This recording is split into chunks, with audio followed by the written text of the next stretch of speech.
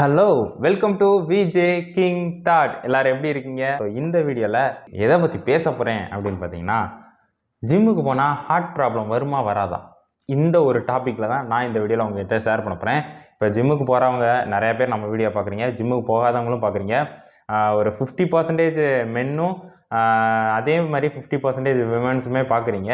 So அதனால் உங்களுக்கு இந்த வீடியோ வந்து ஒரு நல்ல ஒரு ஐ ஓப்பனிங்காக இருக்கும். ஜிம்முக்கு போகிறவங்க நிறைய பேர் வந்து சில பேர் மயக்கம் போட்டு விழுகிறாங்க, நியூஸ்லலாம் நம்ம பார்த்துருக்கோம். ஏன்னா ஹார்ட் அட்டாக் வருது அப்படின்றத சொல்கிறாங்க. அதேமாதிரி இன்னொரு பக்கம் வந்து ஜிம்முக்கு போகாதவங்களும் ஹார்ட் ப்ராப்ளம் வருது. அதனால இது ரெண்டத்தையும் கம்பேர் பண்ணி எதனால ஹார்ட் ப்ராப்ளம் வருது, எப்படி இருக்கணும், ஜிம்முக்கு போகிறவங்க எப்படி இருக்கணும், அதேமாதிரி நார்மலான லைஃப் லீட் பண்ணுறாங்களா, ஃபிசிக்கல் ஆக்டிவிட்டீஸே இல்லாதவங்க அவங்களுக்கும் ஹார்ட் ப்ராப்ளம் வந்து எதனால வருது அப்படின்றத ஃபுல் டீட்டெயில்ஸை வந்து இந்த வீடியோவில் நான் உங்கள்கிட்ட ஷேர் பண்ண போகிறேன். அதனால் இந்த வீடியோவில் நல்லா கவனிங்க. ஃபஸ்ட்டு வந்து ஹார்ட் அட்டாக் ஏன் வருது அப்படின்னு பார்த்தீங்கன்னா, அதுக்கு பல ரீசன் இருக்குது. One of the main reason என்னென்னா, நல்ல தூக்கம் இல்லாத ஒரு காரணம். செகண்டு ஸ்ட்ரெஸ், டிப்ரெஷன், இதுதான். தேர்டு நம்மளோட ஹேபிட்ஸ், அதாவது நம்மளோட லைஃப் ஸ்டைலில் ஸ்மோக், ட்ரிங்க்ஸ் இந்த மாதிரி வந்து நம்ம பழக்க வழக்கங்கள் இருந்துச்சுனாலும், அதுக்கப்புறம் வந்து நம்மளோட உணவு பழக்க வழக்கம் இதுதான் மெயின். நம்ம ப்ராசஸ் ஃபுட்டு, ஃப்ரை ஃபுட்டு இந்த மாதிரியான ஃபுட் ஐட்டம்ஸ்லாம் அதிகமாக எடுத்துக்கிட்டாலும், அதாவது ஹார்ட் ப்ராப்ளமை தூண்டி விடுறதுக்கே இதுதான் மெயின் ரீசன். அது போக இது எல்லாமே இருந்து எந்த விதமான ஃபிசிக்கல் ஆக்டிவிட்டீஸ் பண்ணலைன்னா கூட அது one of the main reason for heart attack. சரி, இப்போ ஜிம்முக்கு போகிறாங்க, அவங்களும் மயங்கி விழுகிறாங்க. அதுக்கு என்ன காரணம் அப்படின்றத பார்க்கலாம். ஜிம்முக்கு போகிறாங்க அப்படின்னா அவங்க ஒர்க் அவுட் பண்ணுறதுனாலலாம் ஒன்றும் ஹார்ட் அட்டாக் வராது. அதே மாதிரி வெயிட் தூக்குறதுனாலையும் ஹார்ட் அட்டாக் வராது. என்ன ரீசன் அப்படின்னு பார்த்தீங்கன்னா, நம்மளோட உடம்புல நம்ம வெயிட் தூக்குனா மட்டும்தான் நம்மளால் வந்து நார்மலாக ஒரு டம்ளரை எடுத்து தூக்கி வைக்கிறதா இருக்கட்டும், இல்லைனா ஒரு சின்ன சின்ன வெயிட்டை கூட நம்ம தூக்கி வைக்கிறதா இருக்கட்டும், இது எல்லாமே ஒரு வகையில் வெயிட்டு தான். ஆனால் அது ஜிம்மில் போய் பண்ணும்போது நம்மளுக்கு நம்மளோட ஹார்ட்டை வந்து கொஞ்சம் இம்ப்ரூவ் பண்ணுறதுக்கு, ஹார்ட்டோட பம்பிங் நல்லா இம்ப்ரூவ் பண்ணுறதுக்கு நம்ம வெயிட் தூக்குறோம். ஏன்னா வெயிட் தூக்கும்போது ப்ரீத்திங் எக்ஸசைஸ் ஆகும், அதேமாதிரி ஹார்ட்டும் நல்லா வந்து பம்ப் ஆகும். அது மட்டும் இல்லாமல் இன்டர்னல் ஆர்கான்ஸ் ஃபுல்லாகவே வந்து நல்ல ஆக்டிவேஷன் ஆகும். ஸோ இதுக்காக தான் நம்ம எக்ஸசைஸ் பண்ணுறோம். இப்படி எக்ஸசைஸ் பண்ணோன்னா எல்லா நம்ம உடம்புக்குள்ளே இருக்கிற ஆர்கான்ஸ்க்கு சின்ன சின்ன ஸ்ட்ரெஸ் நம்ம க்ரியேட் பண்ணுவோம். இதனால உள்ளே இருக்கிற ஆர்கான்ஸும் ரொம்ப வந்து ஸ்ட்ராங்காக ஆக ஆரம்பிக்கும். ஸோ இதுக்காக நம்ம வந்து எக்ஸசைஸ் பண்ணுறோம். இதனால தான் நம்ம ஜிம்முக்கு போகிறோம். ஏன்னா இப்போ இருக்கிற சுச்சுவேஷனில் எங்கேயுமே ப்ளே கிரவுண்டுன்னு ஒன்றும் கிடையாது. ஸோ ப்ளே கிரவுண்ட் இருந்தால் கூட ஸ்ட்ரென்த் ட்ரைனிங்கிறது ரொம்ப முக்கியம்.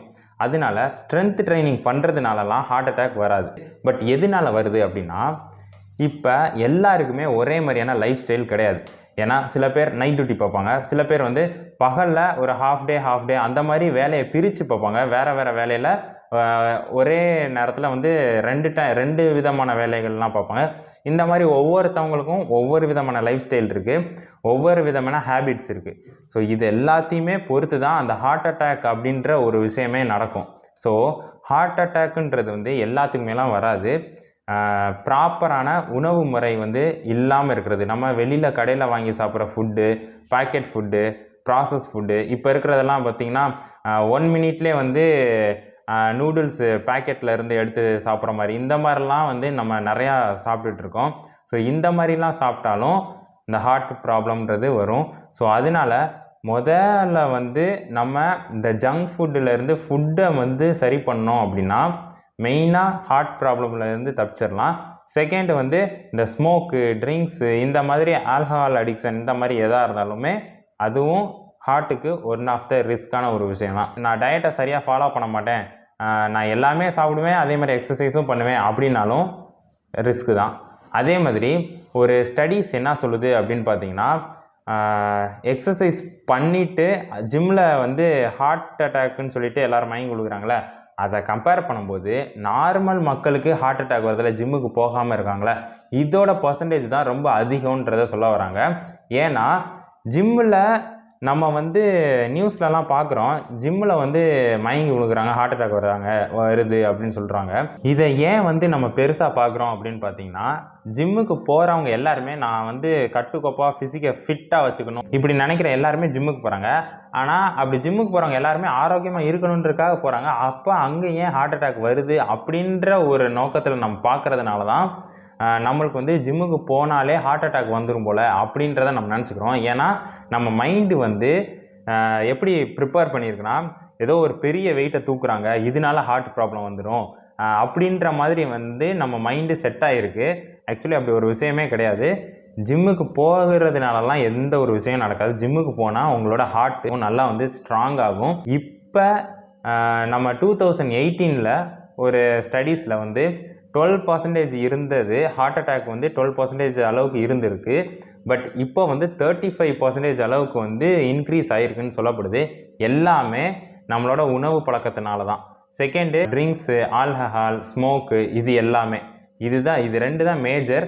இதுக்கப்புறம் ரொம்ப ரொம்ப முக்கியமான விஷயம் வந்து நம்ம சொசைட்டியை சுற்றி, நம்ம சொசைட்டிலேயே வந்து ஒரு லைஃப்பை இப்படி இருக்கணும் அப்படின்ற ஒரு கட்டமைப்புக்குள்ளே வச்சிருக்கிறதுனால, அவன் இப்படி வந்துட்டான், இவன் அப்படி வந்துட்டான் அப்படின்னு சொசைட்டிலே சுற்றி இருக்கிறவங்க எல்லாருமே சொல்கிறதுனாலையும், இது மூலயமா யங்ஸ்டர்ஸ்க்கு நிறையா டிப்ரெஷன் ஆகுது, ஸ்ட்ரெஸ் ஆகுது. ஸோ இதனால எங்கே இருக்கிறவங்களுக்கு கூட ஹார்ட் ப்ராப்ளம் வருது. மெயினாக ஹார்ட் ப்ராப்ளமுக்கு முக்கியமான காரணம் ஸ்ட்ரெஸ் தான். ஏன்னா ஸ்ட்ரெஸ்ஸாக இருக்கும்போதே நம்ம பாடியில் கெட்ட ஹார்மோன் சுரக்க ஆரம்பிக்குது. அது டைரெக்டாக ஹார்ட்டை தான் பாதிக்கும். நீங்கள் நினச்சி பாருங்கள், ஒரு நபர் என்னதான் ஒர்க் அவுட் பண்ணி ஃபிட்டாக வச்சாலும் அவங்களுக்கு மனசு சரியில்லைன்னா அவங்களுக்கு நிச்சயமாக ஹார்ட் ப்ராப்ளம் வரும். இதுதான் மெயினான ஒரு முக்கியமான விஷயம்.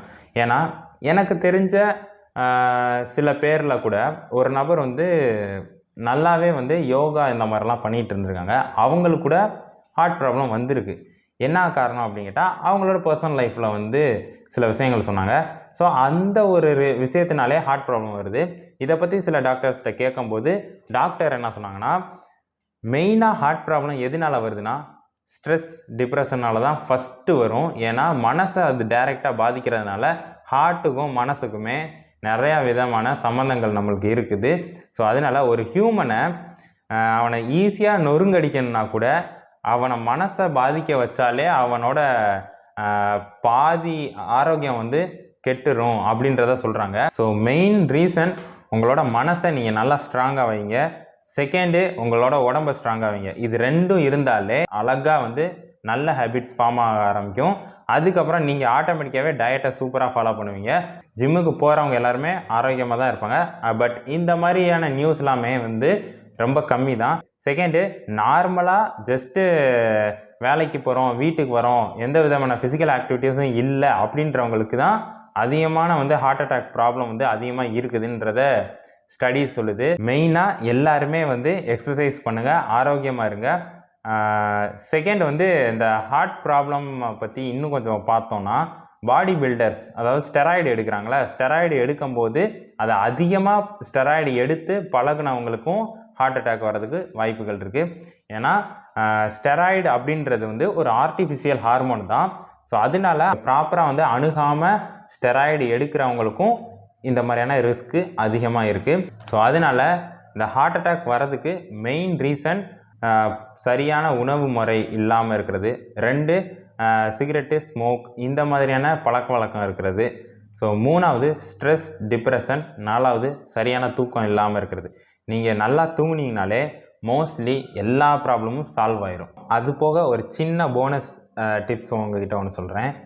ஃபைனலாக நீங்கள் யாரை பார்த்தாலும் உங்களோட ஃபேஸில் லைட்டாக ஒரு ஸ்மைலோட எல்லாருக்கிட்டேயும் நீங்கள் பேசி பழகுங்க.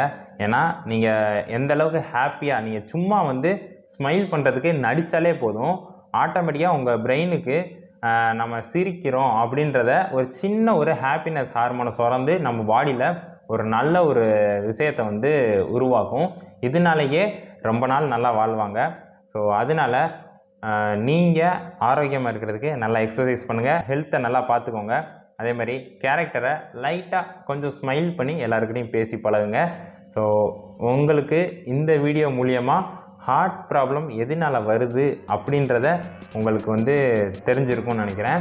ஸோ இந்த வீடியோ உங்களுக்கு பிடிச்சிருந்துச்சுன்னா கமெண்ட் செக்ஷனில் மென்ஷன் பண்ணுங்கள். இன்னொரு புது வீடியோவில் வந்து சந்திக்கிறேன். பாய்.